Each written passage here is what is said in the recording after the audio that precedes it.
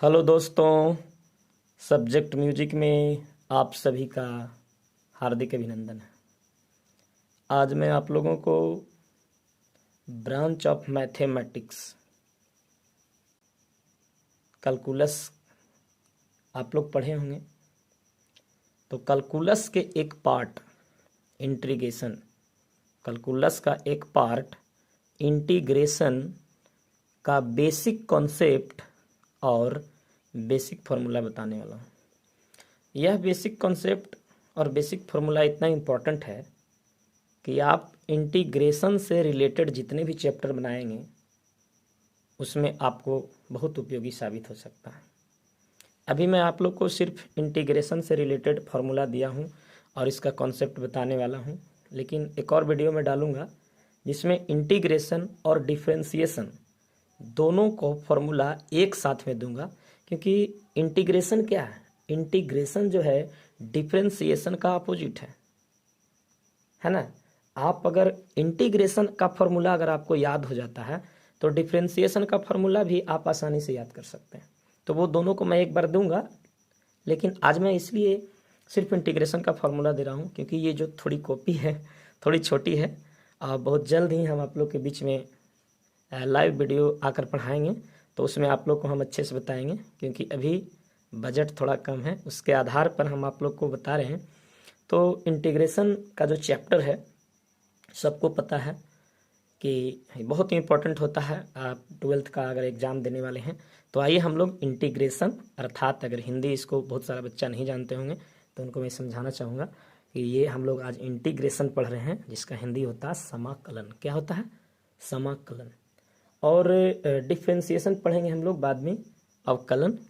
ठीक है, तो अवकलन और समाकलन चैप्टर जो है उसमें से हम इंटीग्रेशन, आज समाकलन का basic concept and basic formula को पढ़ेंगे, जो इंटीग्रेशन से रिलेटेड सारे चैप्टर में आपको काम देने वाला। अगर ये सब जितने भी 12th क्लास के बच्चे हैं जो 12th में पढ़ते हैं उनको पूर्ण रूप से ये एकदम याद होना चाहिए, इतना अच्छे से याद होना चाहिए कि आप आसानी से इसको बना सकें। तो आइए हम लोग आज इसके फार्मूला को पढ़ते हैं। तो देखिए, इस फार्मूला को मैं इस ढंग से सजाया हूँ कि अगर आप देखें तो जितने भी ट्रिगोनोमेट्रिकल फंक्शन के फॉर्मूले हैं, ट्रिगोनोमेट्रिकल फंक्शन यहाँ पर आप देख रहे होंगे, है ना। तो इसको पढ़िएगा पहले, कैसे वो मैं बता देता हूँ। पढ़िएगा, integration of sine x D x, integration of cos x D x, integration of,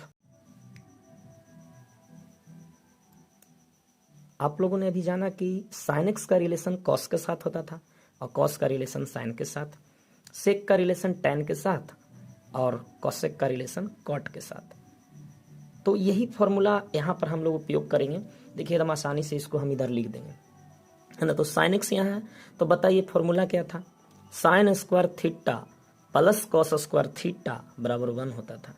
तो हम उस कॉन्सेप्ट को ले रहे हैं, हम उस ट्रिक को ले रहे हैं, समझिए, हम ट्रिकली रूप से उसको बताने का प्रयास कर रहे हैं। वो हम नहीं बता रहे हैं कि वो फॉर्मूला यहाँ पर यूज हो रहा है, बल्कि हम उसके फॉर्मूले को ट्रिक के रूप में उपयोग कर रहे हैं। तो देखिए, साइन एक्स सही है और साइन का रिलेशन होता था कॉस के साथ, sine square theta plus cos square theta बराबर 1। तो यदि आपको कहीं पर दिख जाए साइन एक्स डी एक्स, क्या दिख जाए?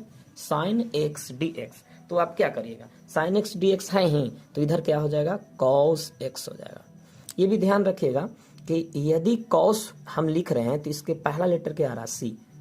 जिसका भी पहला लेटर सी आएगा उसके आगे माइनस लगा देना, यानी क्या हो जाएगा फॉर्मूला? Minus cos x. और प्लस सी लगाना नहीं भूलेंगे, सब लोग प्लस सी लगाएंगे लास्ट में, ठीक है। अब बताइए, तो integration of sine x D x बराबर क्या हो गया? माइनस कॉस एक्स प्लस सी। दूसरा फॉर्मूला देखिए, integration of cos x D x है, तो कॉस का रिलेशन साइन के साथ होता था। जब साइन का रिलेशन कॉस के साथ है तो कॉस का रिलेशन किसके साथ होगा? ऑफ कोर्स साइन के साथ होगा। तो कॉस एक्स डी एक्स के फॉर्मूला क्या हो जाएगा? साइन एक्स, साइन एक्स, ठीक है। अब हम लोग अगला देखेंगे। अगला आपका जो तीसरा है वो क्या है? Integration of sec square X D X. अब देखिए यहाँ पर बच्चा क्या होता है, हम कंफ्यूजन दूर करने के लिए वो ट्रिक का उपयोग कर रहे हैं। अब बताइए, sec square theta minus tan square theta बराबर 1 होता था, तो रिलेशन फॉर्मूला में होता था क्या? सेक का रिलेशन टैन के साथ जाता था। तो यहाँ पर सेक का जो रहेगा, सेक स्क्वायर अगर एक्स डी एक्स है तो इधर फॉर्मूला में आ जाएगा tan x और ये प्लस सी हो गया। कितना आसान है, एकदम आसानी से इसको बना सकते हैं। अब देखिए कॉसेक है, तो कॉसेक का रिलेशन किसके साथ जाता था? कॉट के साथ। Cosec square theta minus cot square theta बराबर 1 होता था, तो कॉसेक का रिलेशन कॉट के साथ जाएगा। अर्थात अगर cosec square X D x है यानी इंटीग्रेशन, देखिए यहाँ पर देख रहे होंगे, integration of cosec square X D x बराबर क्या हो जाएगा? माइनस कॉट एक्स प्लस सी।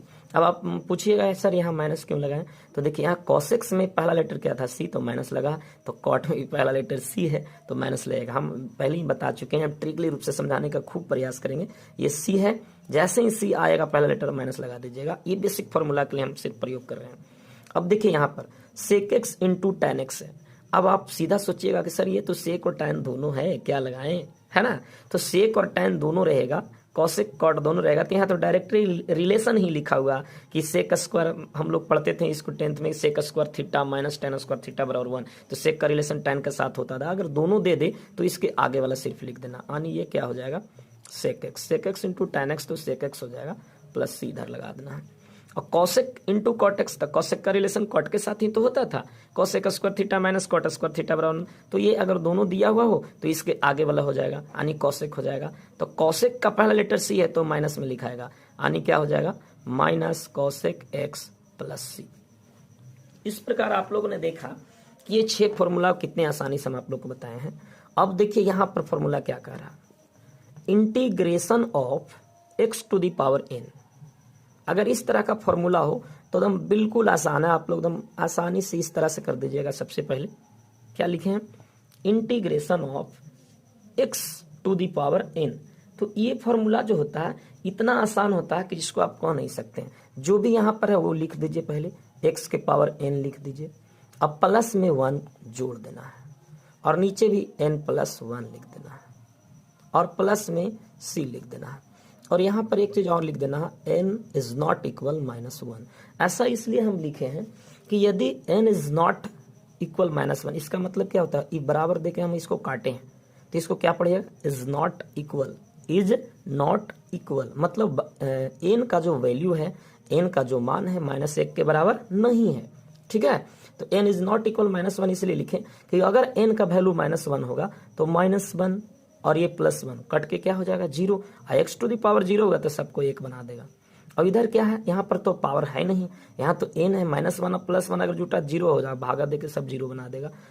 नीचे 0 आ रहा तो इन्फिनाइट बनाएगा, नहीं आप परिभाषित बनाएगा, तो कहीं ना कहीं इसको कोई वैल्यू नहीं रह जाएगा। n अगर -1 देते हैं तो जैसे ही आप -1 दीजिए 0 हो जाएगा, ऊपर 1 हो जाएगा, तो वैल्यू क्या आपको प्राप्त हो जाएगा? इन्फिनाइट प्राप्त हो जाएगा, तो बहुत दिक्कत होने वाला है। इसलिए आप लोग n बराबर -1 नहीं दे सकते, यानी फॉर्मूला मूल रूप से यहाँ देखिए कॉमा दे देते हैं, यहीं तक ही होता है। अब देखिए इंटीग्रेशन ऑफ dx है, इसमें क्या है कि बहुत सारा बच्चा नहीं समझ पाता है कि सर इसमें तो कुछ है ही नहीं, सिर्फ dx है, इंटीग्रेशन कुछ नहीं है भाई, तो यहाँ पर एक तो है, एक बना सकते हैं। और जैसे इंटीग्रेशन ऑफ एक्स dx अगर कहीं पर भी आपको दिखे तो आंख बंद करके सिर्फ क्या लिखना है? x और प्लस क्या लिख देना है? c, ठीक है? इंटीग्रेशन ऑफ 1 dx बराबर क्या लिख दीजिएगा? x और प्लस में क्या लिखिएगा? c, ठीक है? अब देखिए क्या है यहाँ पर, इंटीग्रेशन ऑफ a के पावर x dx। ये एकदम से आसान है, इसको तो बहुत सारा बच्चा नहीं समझता है ना? आराम से दम लिखना है ना? a के पावर x लिख देना है, a to the power x, और यहाँ लॉग चढ़ाना है, बेस में e देना और यहाँ a लिख देना है, ठीक है? तो ये होता है, और प्लस आपको यहाँ क्या लगा देना? c लगा देना है, ठीक है? आप चाहें तो इसको कोष्ट में लिख सकते हैं, ठीक है? तो ये आपका जो फॉर्मूला एकदम आसानी से आप इसको बना सकते हैं, है ना? अगला देखेंगे, integration of e to the power x। e to the power x अगर रहता तो ये एक्सपोनेंशियल में आएगा, जो हम आपको बताएंगे आईलेट के माध्यम से, है ना? ये आने वाला है बहुत आगे, ठीक ना? i का मतलब इन्वर्स होता है, l का मतलब लॉग, a का मतलब अलजेब्रा, t का मतलब ट्रिगोनोमेट्रिकल फंक्शन, और e का मतलब एक्सपोनेंशियल। देखो जी यहाँ पर आने वाला है ना? Integration of e to the power x, वो एक्सपोनेंशियल के रूप में आएगा, आईलेट में आएगा। हम बताएंगे आप लोग को, फिर से एक बार बता देते हैं। i का मतलब इन्वर्स होता है, l का मतलब लॉग, a का मतलब अलजेब्रा, t का मतलब ट्रिगोनोमेट्रिकल फंक्शन, और e का मतलब एक्सपोनेंशियल। तो एक्सपोनेंशियल वाला जो फॉर्मूला होता है, बेसिक फॉर्मूला, उसको डायरेक्टली e के पावर x है तो आप क्या लिखेगा? e के पावर x प्लस c। कितना आसान है ना। अब देखिए बट्टा में अगर x कोई आता है, इंटीग्रेशन ऑफ 1/x dx, तो यहाँ पर लॉग लगा देना है, लॉग, अब मोड देना है log mod of x plus C. क्या बोलिएगा, इंटीग्रेशन ऑफ 1/x dx बराबर log mod x plus C. ठीक है। अब यहाँ पर आप देख रहे होंगे कि कहीं ना कहीं ये जो 5 फॉर्मूला हम लिखे हैं उसमें x उपयोग हो रहा है। देखिए x हो रहा, x हो रहा, x हो रहा, x हो रहा, x, कहीं ना कहीं x वाला, तो सारे x वाला को हम एक जगह रखें। आप देख लीजिएगा 7, 8, 9, 10, 11 सारा जो x वाला है उसको मैंने एक जगह रखा। और जो ट्रिगोनोमेट्रिकल फंक्शन था त्रिकोणमितीय फलन 1, 2, 3, 4, 5, 6 ये सबको एक जगह रखा। इसके बाद अब यहाँ पर देखिए, यहाँ पर जो फॉर्मूला आएगा ये बिल्कुल इजीली है, लेकिन इसको बहुत सारा जो स्टूडेंट होते हैं देखकर ही डर जाते हैं कि इस तरह के क्या होगा, तो आसानी से समझ सकते हैं। अब देखिएगा कि सर आप दो फॉर्मूला एक जैसा लिखें। अब यहाँ पर देखेंगे कि फॉर्मूला है 12, 13, 14, 15, 16, 17, ये 6 जो है इन्वर्स वाली फॉर्मूला है, और ये 6 ट्रिगोनोमेट्रिकल फंक्शन के इन्वर्स वाली फॉर्मूला आएंगे। किस प्रकार आएंगे जरा देखते हैं। सबसे पहला यहाँ पर क्या है, integration of 1/√1 minus x square dx। अगर ऐसा रहेगा तो ये हो जाएगा sine inverse x plus C. क्या हो जाएगा, sine inverse x plus C. और एक और ऐसा रहेगा तो कॉस इनवर्स x प्लस सी। अगर भूल जाते हैं तो याद रखिएगा कि एक अपोजिट फॉर्मूला आप लोग पढ़े थे 10th में, साइन 90 माइनस थीटा बराबर कॉस थीटा, और कॉस 90 माइनस थीटा बराबर साइन थीटा। तो अगर इस तरह से रहेगा तो आप क्या करिएगा कि एगो साइन लिखिएगा कॉस, और आपको सबको पता है कि कॉस वाला में क्या होता है, माइनस होता है। तो यहाँ पर क्या हो गया, integration of 1/√1 minus x square dx बराबर हो जाएगा minus cos inverse x plus C, है ना। अगर साइन के रूप में लिखते हैं तो साइन इनवर्स x प्लस सी हो जाएगा। इसके बाद और आगे देखेंगे 14। अब ये दोनों देखिए सेम सेम लग रहा है, integration of 1/1 plus x square dx, और एक और है integration of 1/1 plus x square dx।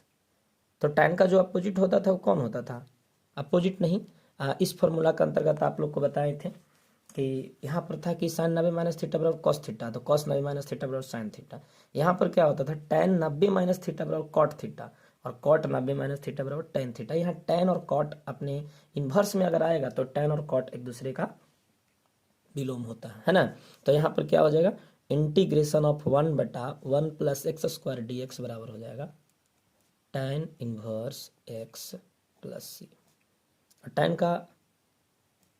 tan जब होता था फॉर्मूला में tan 90 माइनस थीटा, तो कौन थीटा होता था, कॉट थीटा। तो अगर दोनों सेम हो तो एक tan होगा और दूसरा कौन होगा, कॉट होगा। तो यहाँ पर क्या लिखेगा, minus cot inverse x plus C. अब आपको ये सर माइनस क्यों लगा रहे हैं, हम आगे भी आप लोग को बताए थे, है ना, कि जब भी हम इंटीग्रेशन निकालेंगे जिसका पहला लेटर सी आएगा, सी आ गया माइनस हो गया। यहाँ पर भी देखिए सी आया, कॉस था तो कॉस में सी होता है, कॉट में सी होता है, तो ये दोनों के लिए माइनस होता है। ठीक है। अब आगे, अब कौन कौन बचा, साइन कॉस टैन कॉट हो ही गया, तो सेक और कॉसेक बचा, है ना। तो सेक 90 माइनस थीटा बराबर कॉसेक थीटा होता था, और कॉसेक 90 माइनस थीटा बराबर सेक थीटा होता था। तो यहाँ देखिए दोनों सेम है, integration of 1/√x square minus 1 dx, और एक और है integration of 1/x square minus 1 dx। तो अगर इस तरह से रहेगा तो हम लोग क्या करेंगे, इसका हो जाएगा sec inverse x plus C, और इसका हो जाएगा minus cosec inverse x plus C. एक बार और समझ लें इसे, integration of 1/x into √x square minus 1 dx, और एक और भी है integration of 1/x into √x square minus 1 dx। तो इस तरह से अगर रहता है तो एक होगा sec inverse x plus C और दूसरा होगा minus cosec inverse x plus C, क्योंकि कॉसेक आ रहा था इसका पहला लेटर सी है तो माइनस होगा। तो इस तरह से ये ट्रिगोनोमेट्रिकल फंक्शन के इनवर्स वाली ये 6 फॉर्मूला बहुत आसानी से याद रख सकते हैं कि साइन कॉस दोनों का एक रहेगा, टैन कॉट दोनों का एक रहेगा, और सेक कॉसेक का दोनों का एक रहेगा। तो इस तरह से आप आसानी से याद कर सकते हैं। और जो आप लोग को बताए थे इंटीग्रेशन का जो बेस फार्मूला है आप लोग के सामने आज रखे हैं, तो आशा है कि आप लोग समझे होंगे। तो इसी तरह आप लोग चैनल से जुड़े रहिए और ढेर सारा सपोर्ट करिए आप सभी। और चैनल को सब्सक्राइब करें, लाइक करें, कमेंट करें। बस अगले दिन आपसे मिलेंगे। जय हिंद, गुड बाय।